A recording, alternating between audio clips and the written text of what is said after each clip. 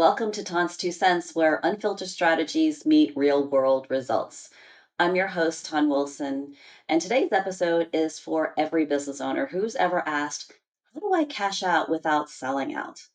This episode is entitled Maximizing Enterprise Value, and we're getting into the real playbook about how to unlock value, plan for the future, and prepare for liquidity events and rewards.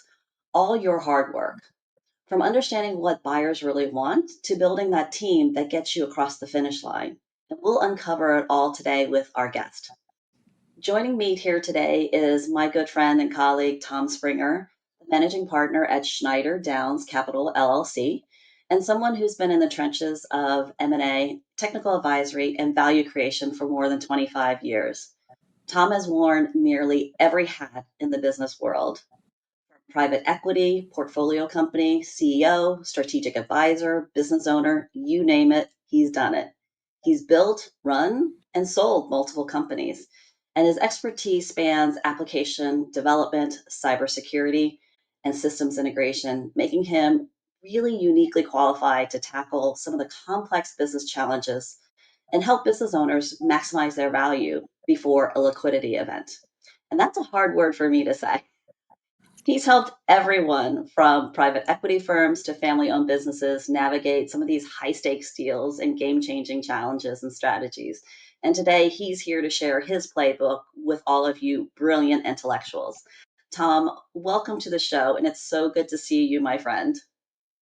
Ton, thanks for having me, and it's very nice to meet your virtual audience here, the Intellectuals. It's my pleasure to be here, and just to give a little color on my background, thank you for those kind and warm words. I'd like to say that it was, by design, but the truth is, it was a lot of luck. I really started my career as a tech guy, right out of Booz Allen, and I was taught to be a professional management consultant, and I'm thankful for that.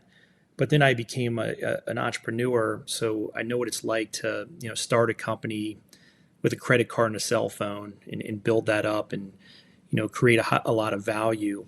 But I've also had the pleasure of working with Fortune 500 as an executive at Verizon. I worked as an operating partner for a Carlyle portfolio company. I did a lot of due diligence work as well with Alvarez Marcel. So I know what it's like to actually dive in and understand what private equity folks are looking for to get value for an asset they're looking to acquire. And then also understanding what it's like to sit in the seat of an owner or an operator. Having that background really gives me unique perspective, I think, in the space. Because I see all the different angles of what everybody wants and what their agendas are to make a successful transaction. Yeah, exactly. And anytime I get a chance to talk to someone from my own hometown of, Reston, Virginia, it's like now that I'm an expat from Virginia, it's always kind of, fun to reconnect. And for those intellectuals who don't know, both Tom's son and my son, everybody knows Henry, they both play lacrosse. So lacrosse families unite. It's a tight network. Yeah, we certainly miss you here, but we understand you're very happy and satisfied in your new hometown. So definitely look forward to reconnecting when you're back in town. Yeah, absolutely. But before we get too tactical here, I want to kind of set the stage for our conversation on, like why is it so important for business owners to bring in a team of experts and to kind of follow a very structured process before reaching a liquidity event? Because I think, too many times owners think, they're only, and we talked about this many, many times, that they think that their only option is to sell the business outright, but it's so insightful during our past conversations that there are a number of different paths, that it's not your only option to fall into a full sale. And unfortunately, a lot of the value is kind of left on the table because they just don't know what to do and what their options are. Yeah, you nailed it right there. At the end of the day, speaking from experience, you don't know what you don't know, or you may Mhm. think but the reality is, unless you're working with a team of experts who have gone through multiple transactions and have seen different ways to, structure deals, understand the gambits that buyers use against sellers, and what sellers need in terms of structuring the deal, is critically important. and also really understanding, how to get the most value for your company. So I was driven, to create a practice, Springer Lawson, which now is SD Capital. We sold our company because I saw a lot of owners leave money on the table. The DIYers, they'll go out and in an attempt to save some fees, maybe they want to go out and do it themselves, work exclusively with an attorney.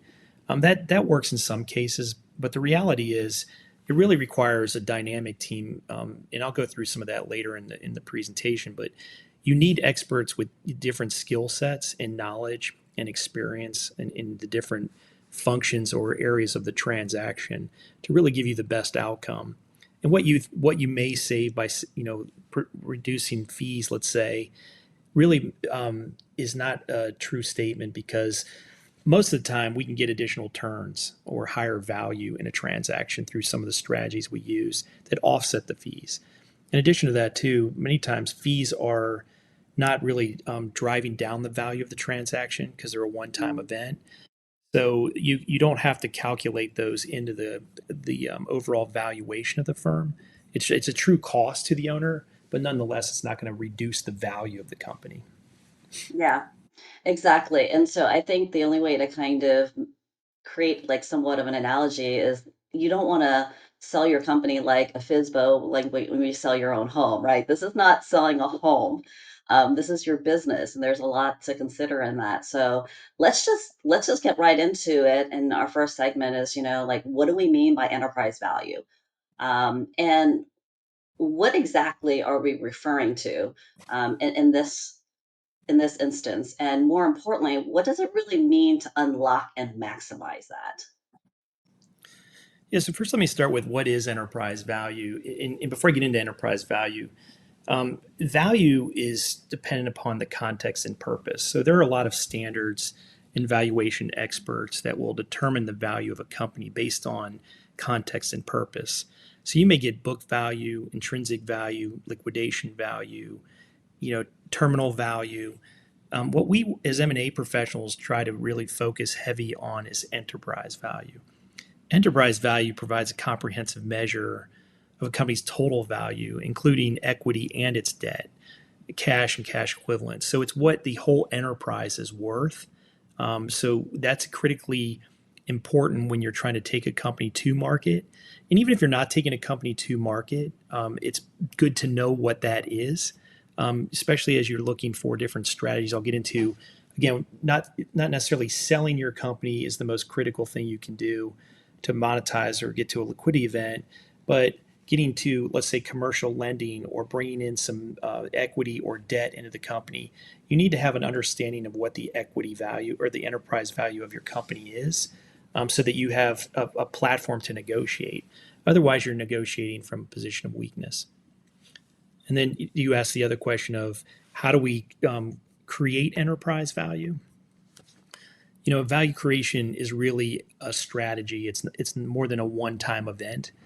So when you think of creating enterprise value or higher enterprise value, maximizing that, we look at both the tangible and intangible attributes of a company.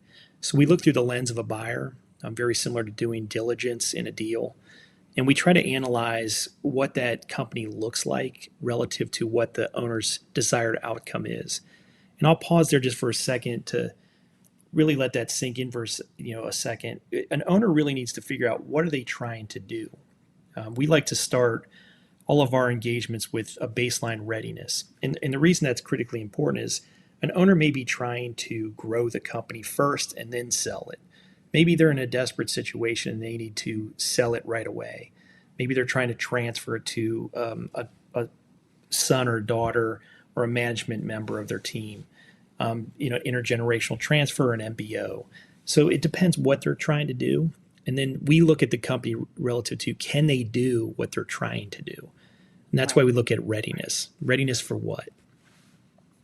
And also we look at, the risk associated with achieving that outcome. So is the management team capable of doing this? Do they have the capital they need in order to, let's say, grow organically and to acquire an asset? How are they going to capitalize that asset?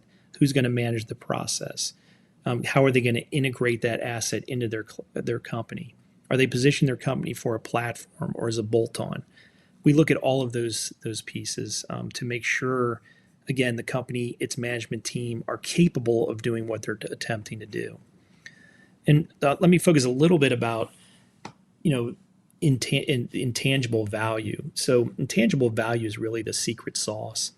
When we look at a company, the first thing most folks look at is customers' contracts, the balance sheet, the financials. Hmm. Those are all critical as the tangible assets.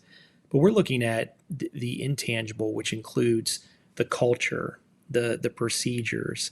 So, for example, and Tan, you're from this space and can highlight a little bit is how many times have you walked into a GovCon and you ask the question of what's your client engagement model? Or talk to me a little bit about your business development methodology. How do you track and identify opportunities?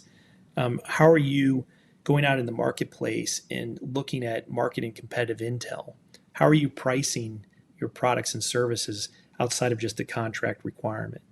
Maybe you can talk a little bit. Have you seen in your experience where folks are struggling to do that or they don't have that in place? Well, all the time. And I think similar to how you begin your engagements, when we start an engagement with a customer, it's always who are your customers? What kind of relationships do you have, not only with your customers, but with your partners too? And so there's a lot of times they either, the good companies have a really well developed process. They've got a very structured pipeline. They know exactly what their value is in the market, what their differentiators are, what some of their discriminators are. What's the value? I talk a lot about, it's funny that we're talking about enterprise value because, like, I talk to customers about, what is their value that they bring to the customer, not so much the services, because um, you know, I create a mantra every year, and one year my mantra was value over importance, because everyone's going to claim that that what they provide or their services or their tool or their technology or whatever is important. That every customer needs that, but can you demonstrate that value to the end customer? What kind of problem are they solving? And so some companies really struggle with that, and I find, like you probably do too, is the companies that are really successful have that locked in. They pay a lot of attention to, and they put a lot of time and effort into making sure that their messaging aligns with their value, and they're able to clearly communicate that to everybody. Yeah, no, absolutely. And you really nailed it is when you walk in and you look at these companies and you ask them to articulate or define their value to, let's say, the customer or competitive differentiation. In a similar way, we ask the same questions in a soft diligence perspective. So when you say you have an approach to go to market, well, what is your approach? Now show me. So, coming Hmm. from, background of diligence, I need to see evidence of that because buyers want future value. They want to be able to scale what you have and grow it exponentially. So they need to know how you're doing this. And a couple things that are really, important is owners really need to delegate authority and have a team around them. Otherwise, there's Yeah. dependency on an owner, right? So these are things that we're kind of looking for. Is when you tell me you delegate or you have a team around you, it's more than just those words. We want to talk to those people, understand what they're doing, what their function is, how they do it. And let's say somebody owns the relationship with vendors or the channel. Well, your channel manager, how do they manage the channel? How do they manage the relationships? What are they doing to create opportunity in the marketplace? Are they teaming with the channel partners with a rev share model, or do they have KPIs in place? Well, if we want to see it, and if you have those things, it creates higher enterprise value because now we're focusing on the intangible things, the secret sauce of your business. Yeah. Um, and it's really important too that regardless of whether you want to sell or not, again, you were asking about value creation. You have to do this as a process. It's not a one-time event. So we like to get way out in front of a liquidity event or a transaction, whatever. And I use the word transaction loosely for a reason, and I'll get into some of the different alternatives.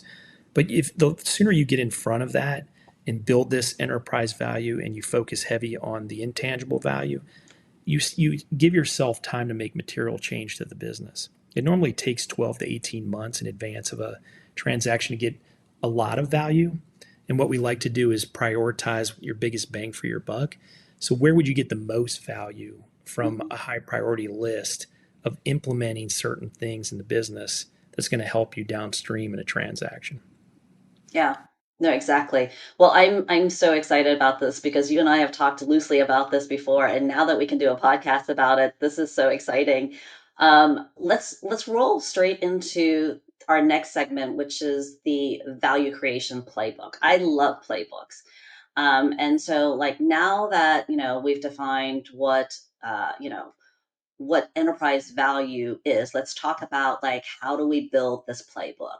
What does value creation playbook look like in practice, and what are some of the essential moves that kind of drive value, like you mentioned before the deal? Because you don't wait until you're looking to have a deal. There's a lot of preliminary work that you need to kind of do before you can get to this point. Yeah, so again, the value creation playbook is bespoke and, or as I say, fit for purpose. It has to be tied to what the owner's desired outcome is or objective. And I say that because the value creation playbook is unique to the situation as opposed to rubber stamping it. If an owner is looking, let's say to take a 3 year, let's say 36 month, plan to grow the company organically and consider inorganic growth and acquire an asset, we'll design a value creation playbook for that purpose. If let's say the owner is thinking of winding down or exiting the business to transfer ownership to somebody else, we would create a value creation playbook for that purpose. So again, it's very unique. And the first place you start is understanding what the owner wants. Once you understand what the owner wants, we assess value drivers, financial, operational, and technical drivers in the business. Value drivers are unique for each company or industry. There are certain, value drivers, let's say, for manufacturing that may be bespoke or different than, let's say, a GovCon.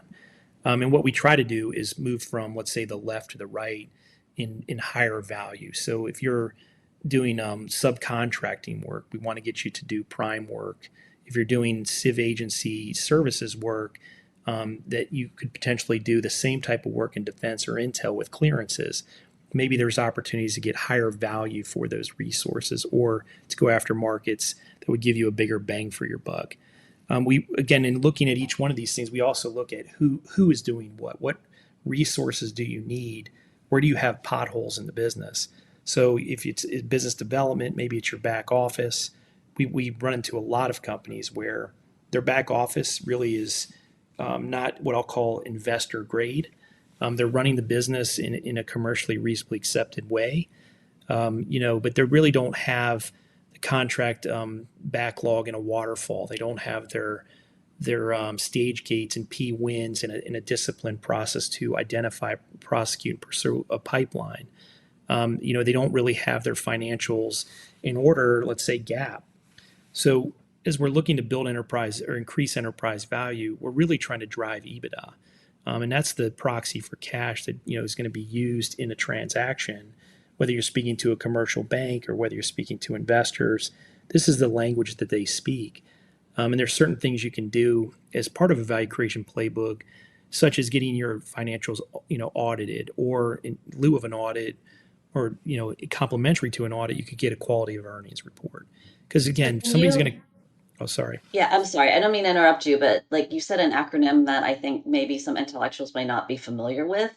And I have a hard time pronouncing EBITDA and never remember what EBITDA stands for and how it's calculated and why it's important. Yeah, EBITDA is earnings before interest, tax, depreciation.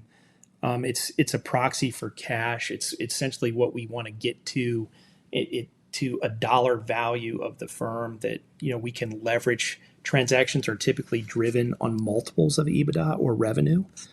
So this is the language that we Okay. speak as transaction people.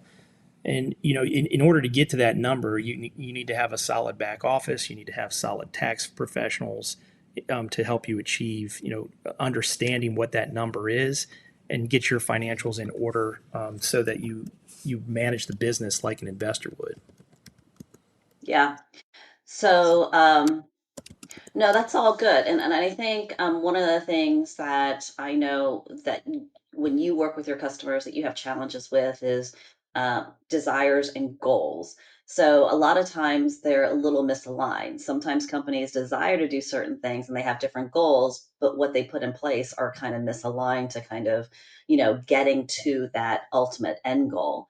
And so I can kind of see that this is something that's probably very challenging because like we mentioned earlier, I think a lot of companies come into the of this as, my desire and my only way to like really kind of obtain my goal is to sell. And it sometimes, selling may not have you ever had an instance where you go into it and the customer thinks that they want to either, transfer ownership or they want to, like maybe sell, and it turns out it's actually in their best interest to do something totally different? Yeah, no, I'm glad you bring that up. And, pivoting from the EBITDA conversation, you know, understanding what they're trying to do is critically important in the reality of that. So I can give an example of, let's imagine, a woman-owned business. They're very effective business, has been around for a long time, really well-run business, providing, let's say, services to the civ agencies. From an attractiveness standpoint, it may be lower in attractiveness to, let's say, some comparable companies that does, let's say, innovation, tech, defense, intel with clearances, things of that nature, and it's a relative comparison. So if you're looking at, hey, is this company worth something? Of course it is, and it may be worth a ton, and there's different ways you can extract that value, and I can get into some of that conversation if you want to switch to that topic. But if you have these expectations that, hey, I'm going to go out and sell my company, for 10 times multiple of EBITDA because my neighbor did that, it's critically important to understand that there are a lot of factors that drive that transaction value. There are pre-transaction factor or elements I'm talking about in terms of the value creation Yeah. playbook. So that's the pre-transaction activity we're really focused on here. There's the intra-transaction, and that's what creates a process, let's say limited auction, where you have multiple players coming to the table bidding for what you have. And then what's really most important, and the third part, is net proceeds post-transaction. So there's tax strategy as well as investment strategy is going to help you achieve what you're trying to do. And that's really, you need to focus on up front in order to work backwards to determine what you need to do to get to that number. Again, comparing, hey, listen, I know I was at the country club and so sold their company for 8 times EBITDA. Well, there are a lot of things you don't know behind the scenes. Again, how Right. well was their business run from the intangible things we were talking about? How deep was their relationship, diversity of their customers and their contracts, type and nature of their contracts. All of these things factor in. And then how many people came to the process? Was it a limited auction, a broad auction, a negotiated sale? These things again will drive the multiple. Yeah. So So those are critical basically, things to think yeah. about. So basically, the takeaway is, everyone's playbook is going to be different. Um, and it is hard not to say, hey, I know so and so did this. And I think, the conversation over the past couple of years is look what Octo Consulting did. I want to do what Mehul Sangani did. And it's like, well, no, not everyone has his playbook and not everyone has the same path and value that, that he created there. So, but hey, we all have goals, right? So it's something to shoot for. Yeah, and So just oh, sorry. no, go ahead. Yeah, I say switching back to the EBITDA conversation too. Again, as you run your back office and you look at the profitability, from operations in the company, this helps you not only in a transaction for liquidity events, but it helps you source capital. It helps you get better lines of credit. It helps you speak the language of the financial community. So back office is critical in the process of value creation playbook is to have your act together with your financials, your standard financial set, as well as getting audited or Q of E in place, because that's going to help you in any conversation, not specific just to a transaction. Yeah. And we work with a lot of customers on doing that just in general. So I think just in general, that's good business practice. But I think specifically in this case too, something that our intellectuals should be aware of. So good points. So moving to our segment 3 here, which is like unlocking value, some strategic alternatives to a full sale. Let's just bust that myth right now that we've said this before, we'll say it again, that selling, is the only way out for some people. That's what they're thinking. So what are some of the strategic alternatives that some business owners can explore if they want that liquidity, but also want to retain control or to keep the business in the family? And I know sometimes keeping the business in the family might be necessary. And I think, if you could maybe touch on some of the socioeconomic, set asides, like especially the service disabled, veteran owned small business, requirement is that it's difficult for SDVs to sell, to other people unless they have a partner who is also, um, disadvantaged too. So there's a couple of challenges depending upon what type of company you are, and what type of, way out or sell or, selling construct you might want to explore. Yeah, absolutely. And that's a critical piece to think about. So, back to the conversation where it all starts is what are you trying to achieve? And let's take a hypothetical as you described, let's say an SDVOB. And let's say the SDVOB is incredibly well run, it's got a solid balance sheet, it's got a solid relationship with their customers. Maybe they're doing work in the VA, whatever, whatever customers and contracts they're supporting. It's a really well run business, but it may not be that attractive to a buyer community, or a select buyer community is probably said better. Is it would be limited to a select buyer community. But with that said, there are many ways owners can unlock value. So, as a former owner, and you're an owner, you put a lot of time, energy into building your company. You become your company, and you invest a lot in the company, i.e., by not taking money out. So you have value that is locked. How do we unlock it? Well, there are a lot of ways to unlock it. So you can consider, let's say, bringing in investment, minority, majority investment. Obviously there are conversations around controlling interest, non-controlling interest, the structure of that. You could look at an MBO, sell it to a management buyout.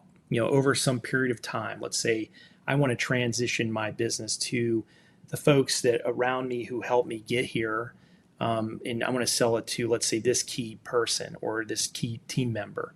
An ESOP is more of a broader, employee stock ownership plan where other people have that. You could also do a recap or dividend recap. So let's imagine, Tan, you're a SDVOB owner. You've got a ton of money sitting on your balance sheet, ton being a relative, data point, but you have enough on the balance sheet to effectively run the business. It's predictable, but you're kind of getting burnt out. You're ready to cash out. So maybe you do a div recap. And what that is you're recapitalizing the business to pull money out of it. So you may take, and raise debt on top of the equity, i.e., what's the cash on your balance sheet. And now you're starting to behave and think a little bit like a PE to put some leverage on the business. If you put some leverage on the business, i.e., debt, you may be able to pull some money out of that, out of the business, unlock it, and then you take the chips off the table, put it in your pocket. Maybe you want to back off and work part time or half time. You've taken some money out, put it in your pocket, invest that, hedge your risk or your overall strategy, and allow the business to still perform effectively. So how does it perform effectively? People hear the word debt. Well, you have to do a detailed analysis and run financial forecast and determine working capital needs, growth needs, everything that, again, a PE would look at or a financial buyer. And you have to understand, what does the business need to be successful? If you pull enough money out, let's say you have $1 million on balance sheet, you raise two, now you got $3 million. Well, you didn't really need the two, but you have it now. Pull out $1 million, stick it in your pocket. You still have two in there. Use the other $1 million that you raised on debt to bring in a management team member to put you into a part-time chairwoman role, and now you have a CEO who's going to help you effectively run the business. And the risk for most owners is, well, now I've got $2 million in debt. Well, if the business will service the debt, just like a PE would look at that and do the financial forecast, why wouldn't you want to do that as an example? And maybe that's a terrible strategy for you. You want something else, but the key point is look at all of your options and understand advantages and disadvantages. Maybe do what we call run out. You got 5 years, you want to basically wind it down and take distributions out of it, but still carry a legacy, support your client relationships, your vendors along the way in a graceful exit. and take out as much as you can and wind it down to where it becomes not valuable, right? You basically close it down. Those are, again, we look at every one of those potential options for what you're trying to achieve and give you the advantages, disadvantages of each. And when I say that, it's beyond a paper exercise. It's what you can achieve that's critically important to analyze. Do you have the right resources, skill set, people, knowledge, etc.? Yeah, I think you mentioned two things that really kind of resonate with me, and I've been hearing a lot more of it. And I think the more that we in the industry talk about it, the more I think business owners become more not only familiar, but more comfortable with it. And so, one being debt. I think there's this very old mentality that, debt is bad. I don't want to incur any debt. I don't want to borrow any money. And, not to generalize, but I think a lot of times, a lot of the women owned businesses and small businesses are like, I don't want to take out anything. I don't want to take out any lines. I don't want to incur any debt, but there is good debt and then there's like bad debt too. And I kind of want to like throw that out for, like some thoughts from you about, like, is all debt bad, or is it, can we segregate them into like good and bad, like a very black and white look at debt? But like the second part of that is bringing in the right people, kind of like what we talked about, like earlier about having this team, is that sometimes your executives or the people within your organizations are not going to get you to where you need to go. So that, knowing when to look outside of your organization to bring in other people in key leadership positions. And I've seen it where the CEO, the founder of the company, has kind of stepped down into a president's type of role and brought in a CEO because they know someone who has different experiences or more knowledgeable who can kind of grow the business to where I want to grow to maybe acquire another company or to ultimately sell, is going to be able to do that. And like, not everybody, like, there are some egos in this business that they're like, oh no, no one, like, I'm going to do it myself, or they become very like keeping, like everything very close to them, that they don't want to bring an outside person in there. Maybe it's hubris, maybe it's just, like not having the knowledge or wherewithal to know that there are resources and there are people who can do that for you out there. Yeah, no, absolutely. So going back to the conversation of debt, I think again, and we share this, as a former owner operator, early days, debt, most of us treat our business like a checkbook and, or, your, how you run your home financial, your finances, and debt is bad. I don't want debt. I want to pay down debt. I don't want to pay interest. And there's some truth to that. But in a business, very similar to, again, financial buyers, or when you're trying to grow and leverage debt for good, there are a lot of considerations there. And it starts with really forecasting and understanding what the needs are and how you would service the debt.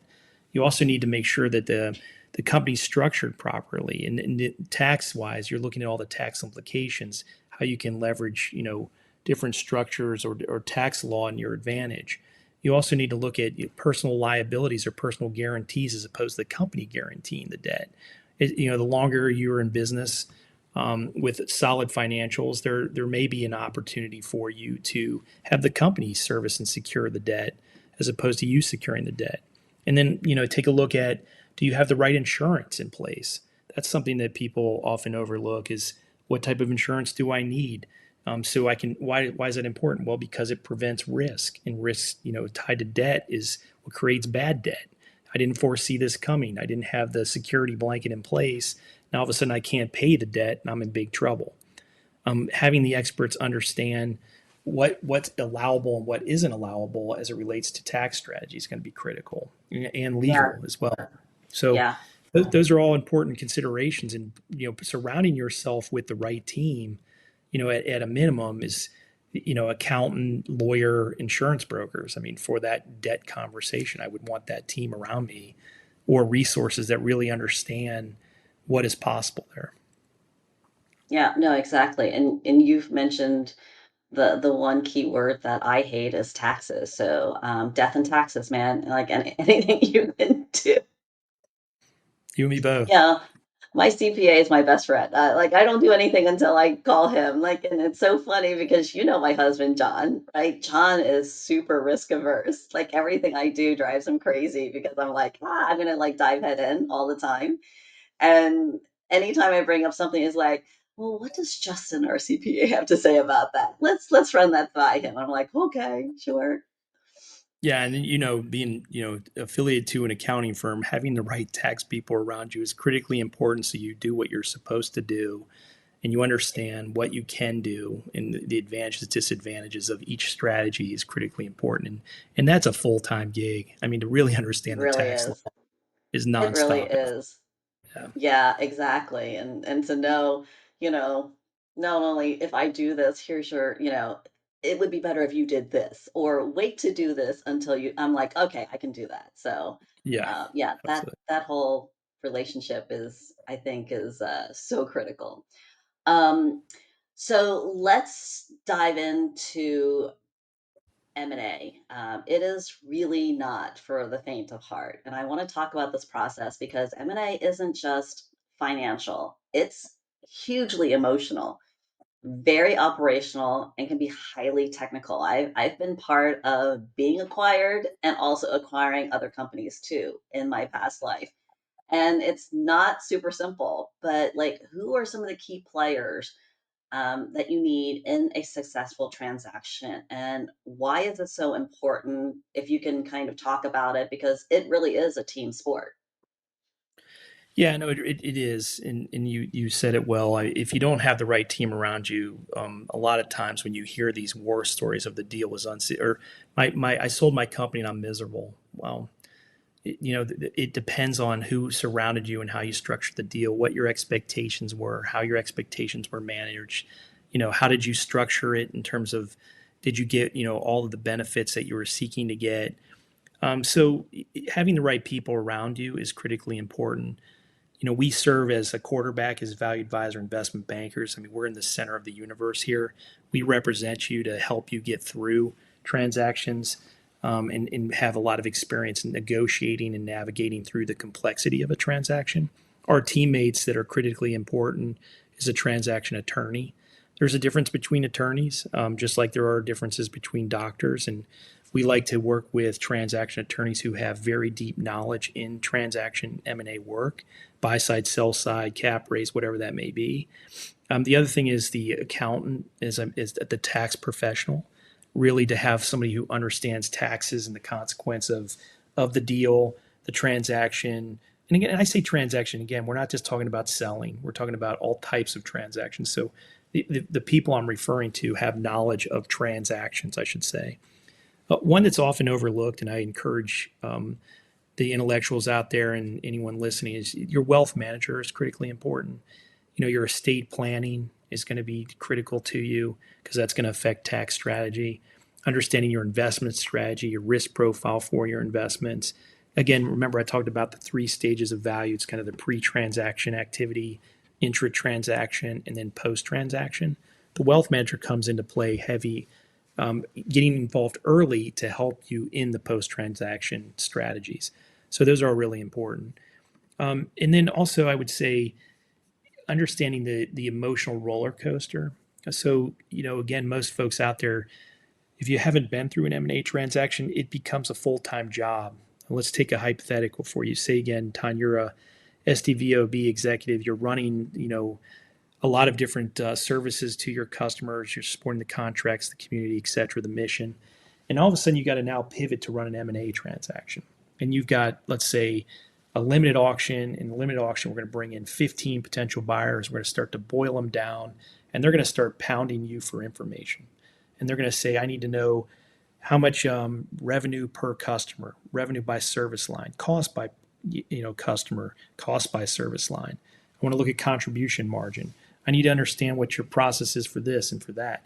Now all of a sudden you start to get distracted. And as you're getting distracted, you're taking your eye off the ball from the operations and the strategic growth of your company that's going to hurt you downstream in a transaction because you're trying to do both. And then also, if you don't have the knowledge set, it gets very complex relative to the nature or the structure of a deal.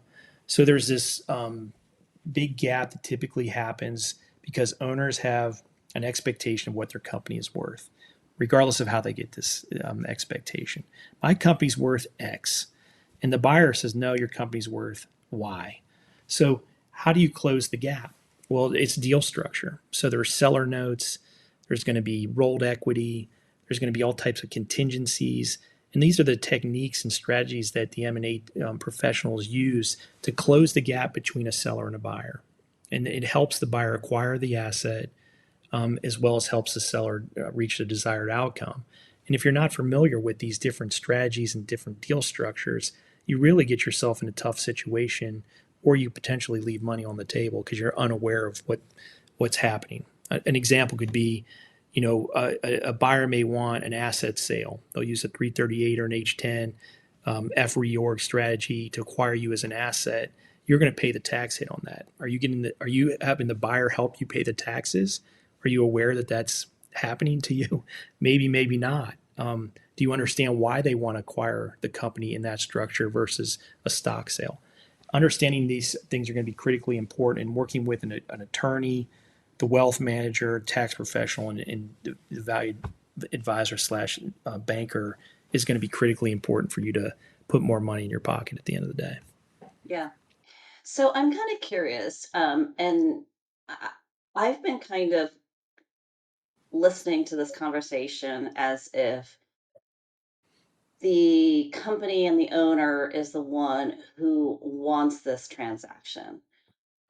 What if you're kind of caught on the other side and you weren't even considering it, and someone has approached you about buying your company, or acquiring it? Because, there are some really large successful businesses that may not be thinking about it. They're burning and churning, right? They're enjoying what they're doing, they're growing.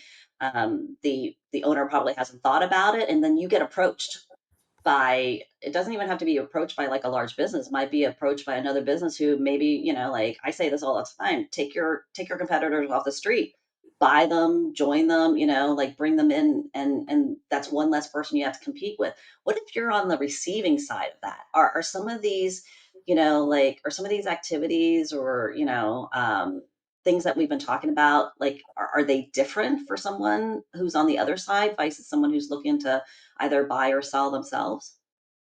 Yeah, no, absolutely. I mean, as an owner, you're going to get, sort of bombarded by the world or the universe that, hey, I'm interested in your company, and it will come from all sorts of different means in terms of email, phone calls, someone approaching you at a conference, a meeting, whatever. And there are different folks that, some of them are, when I say like legitimately interested in acquiring your company, others are fishing. Sometimes sellers will act as buyers. Other times you'll have a fundless sponsor. It used to be sort of frowned upon, but it's actually a pretty positive thing now in the market. Fundless sponsor is someone who doesn't have the money behind them, but has people who have money. And when they find the right opportunity, they connect the dots so they can get the money. In other times, you'll have competitors who are disguised shopping. So it's critically important that, I think anyway, that you have the right team around you and you can funnel that information to that team so they can do the research. Otherwise, you may inadvertently expose competitive intel information. You may fall in love with some potential opportunity that really doesn't exist. What I mean by that is, let's say someone doesn't have the wherewithal, the track record, et cetera, to really acquire you, and they bait you along for a certain period of time. There's different strategies in that too, where they try to, let's say I capture your attention, I get you highly interested, I give you, let's say, an indication of interest or an LOI, I get you on the hook, and then I start to take you through the grinder and give you deal fatigue. Why would I do that? Well, because unfortunately, some folks out there may want to get a better deal for themselves. So they'll wear you out in the process. You're in exclusivity period. They're doing diligence. They keep chipping away at you. They're wearing you down. You throw your hands up and say, I had enough. I'll take finally whatever they give you in terms of negotiating or chipping away at the value, because you're worn out from that. So understanding these different strategies and what's happening, and how to deal with the intake that you're getting from prospecting from buyers, or just folks who look and feel like buyers, I would advise that you have representation or you work with professionals who know how to handle that. Because when Yeah, we, let's say, oh, sorry. No, I'm assuming this is something that, Schneider Downs Capital can definitely kind of weed through, right? Like, so if I had a situation and I came to you and engaged with you, that would be something that you would be able to pre-screen or be able to kind of filter through, is this really a legitimate, offer or transaction that we should be considering?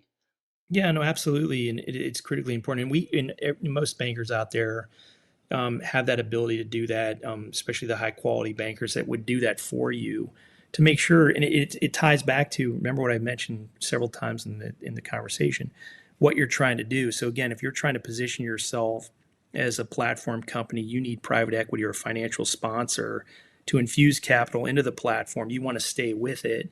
Maybe you want to roll some equity. So what would a banker do? They would research the financial buyers or PEs to see what their track record is. They talk to CEOs of former transactions to understand what their experience or journey was like. They would look at all the past activity of that financial buyer to see again whether they had the wherewithal. How are they going to structure? How much equity are they putting in? How much leverage are they putting on the deal? Because that's going to affect how they structure the deal with you, and that's critically important for you to understand that and know what you're getting into a relationship with someone, because again it's a major life event and you want to make sure you have the right party with you in whatever you're trying to achieve. Yeah.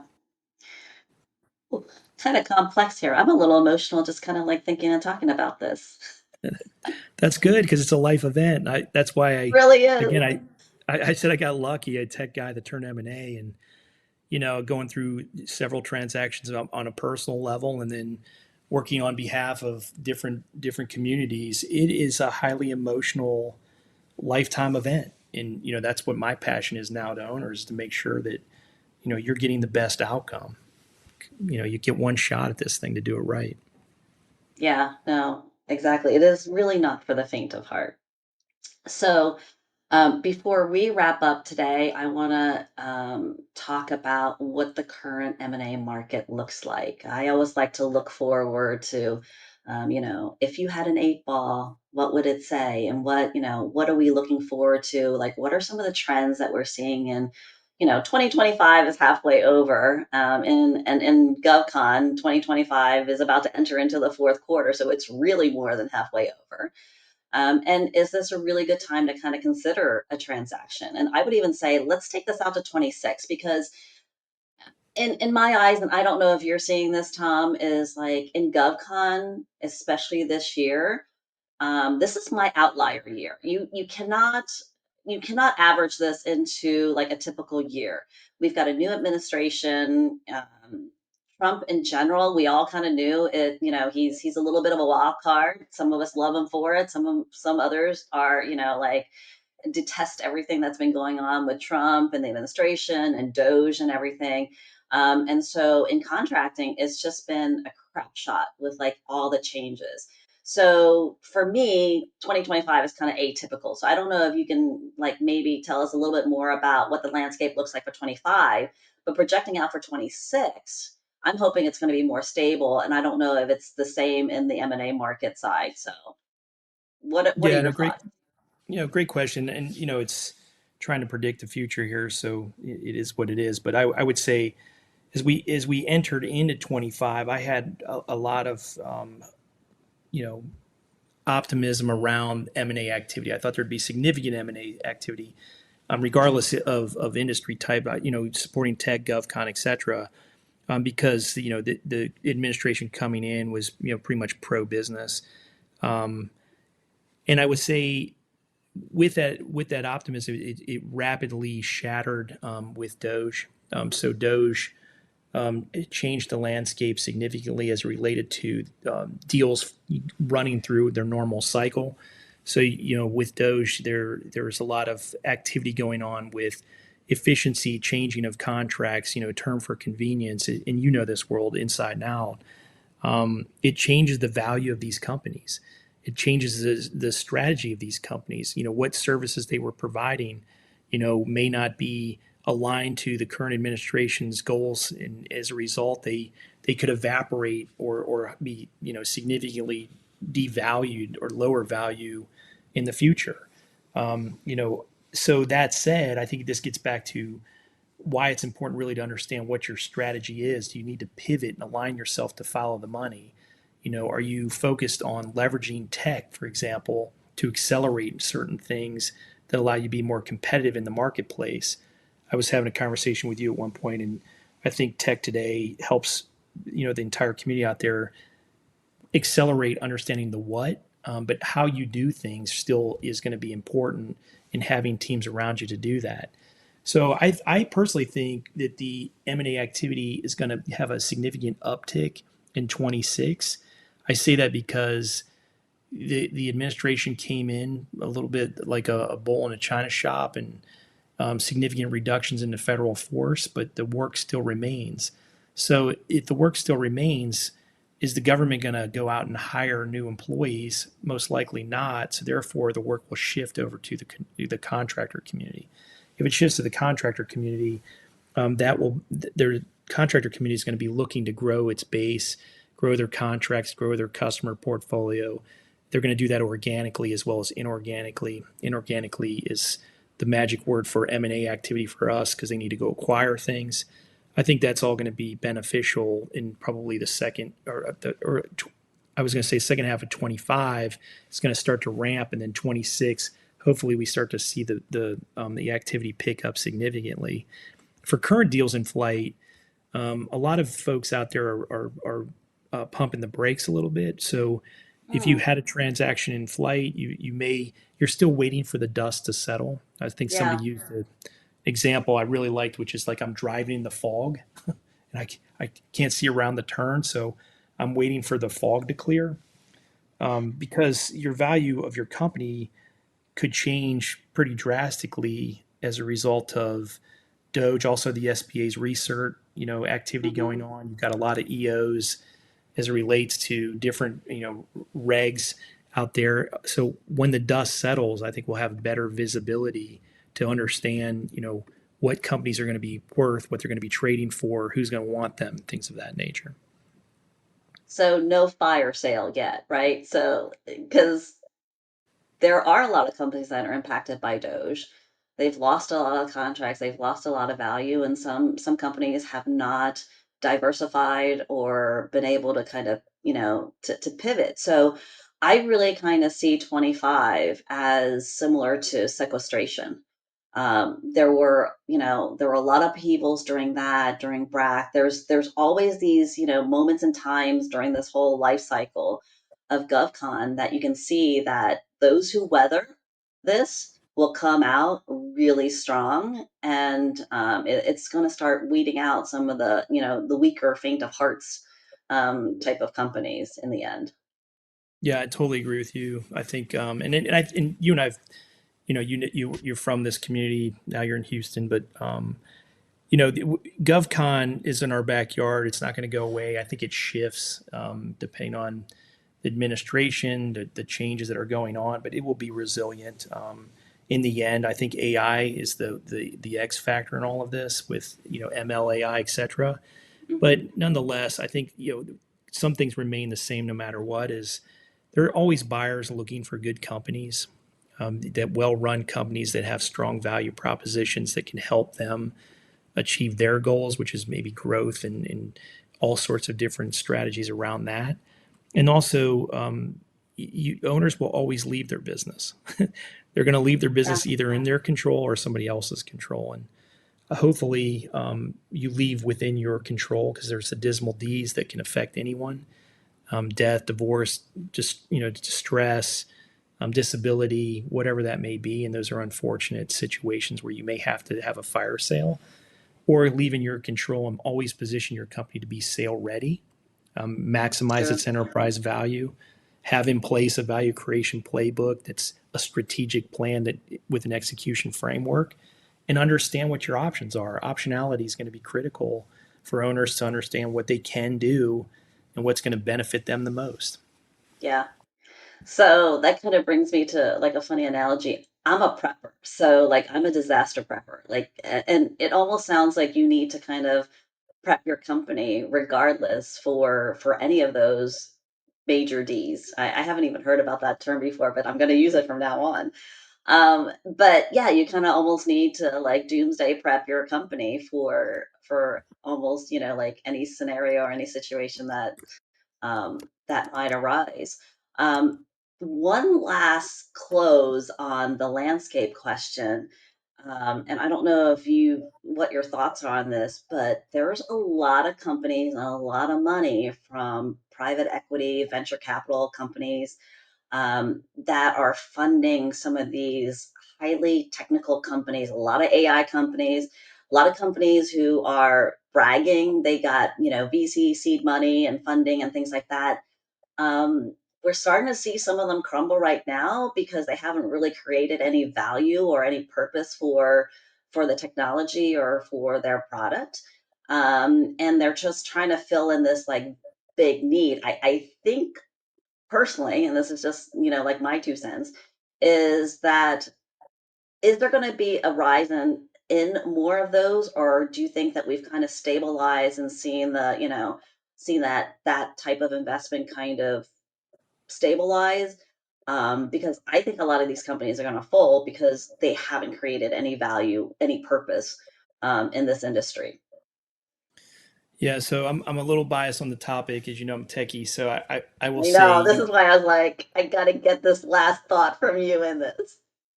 I think you will see significant investment in this space, exponential investment in this space, Exponential. because it is not going away. People like to say the wolves are at the door. I say the wolves are in your house. They're already there. Yeah, and I use people who say, listen, AI can only do so much. You always need a human element. You think of technology and the acceleration of technology in our lifetime, and I think the biggest change that's going to occur very quickly is going to be the interface. So you think of a personal Hmm. computer back in the days when you had DOS. Very few people knew how to use a computer because you had to know what to type into the computer to make it do anything. And then we started getting a user interface that allowed you to connect to the computer and work with it, and then the applications. Well, AI to me is kind of at the stage of DOS. If you go on to ChatGPT, Grok, or anything else, and you type in a question and you ask it certain things, it will pull up information. I call it the what. Like what about this, or what about that, or how should I do this? It kind of gives you an idea. But there is folks already out there well in advance state that are doing not only the what, the how, and it's taking very proactive decision making. And again, from a telco guy, early days, we would do auto provisioning on a telco switch that would understand whether a circuit was saturated or not. So it wasn't necessarily learning in the switch fabric, but it was smart enough to look at the algorithms to Hmm. reprovision and use other circuits. That was 15 years ago. So today, if you wanted to go out and say, shop for groceries for me, here's what I like to eat, look at all of the local places for me to buy groceries, give me the best price, and then, oh, by the way, go acquire that for me using whatever, platform to do that. And you have the financial, cards in place or your bank, etc. It will do that for you today. I mean, so, Yeah. automating, let's say, government procurement or automating compliance, this is happening at a breakneck speed, and those who are investing in it are taking big bets, and they have the cash behind them to take multiple bets. So I may lose on 8 of them, but I picked up on these 3, and the 3 more than make up for the 8 I lost. Right. So significant investment will be made there, in my opinion. Okay. Well, I'm neither for or against it. And you know me, you and I are huge early adopters, and I love all things tech. And I think we're kind of unique for our generation, so that makes us really kind of cool.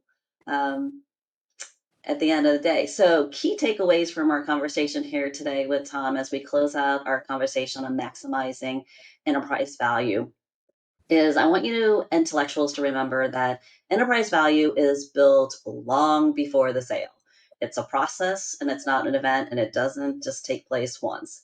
And then you have other options, obviously, than what you think. Selling is not always, the only option. So definitely speak to someone like Tom or other, advisors on what your strategic alternatives are. And here at Tom's Two Cents, we talk about strategies all the time.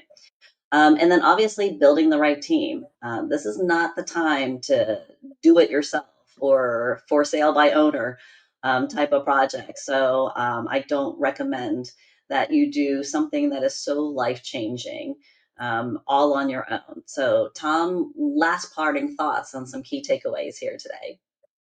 No, I think you caught it, Ton. I really appreciate being part of your community here and having the opportunity to present. I think to the intellectuals out there, you now have some technology available to really get smart, up to speed on some of the things we talk to. Using the tech to understand the what, the how also, like really understanding what your options are. Optionality is critical to you. Understand the advantages, disadvantages of those options because you'll be surprised you have more options than you're aware of. And understand what you're trying to do, a desired outcome, work backwards. So I'm trying to achieve this by this date. Work backwards and build a value creation strategy or plan around that outcome is going to be critical. And really, focus on working with professional teams that are going to help you achieve what you're after, not what they're after. That's going to be a critical piece as well. Well, thanks again, Tom, for sharing all of that with me here today. For our intellectuals listening, we'll share contact information with Tom and his LinkedIn profile so that you can learn more about how you can work with him through Schneider Downs Capital. So, Tom, thanks, and doors open. And the next time I'm in Virginia, absolutely, we will be connecting. Absolutely. Looking forward to it, Tom. Thanks for having me.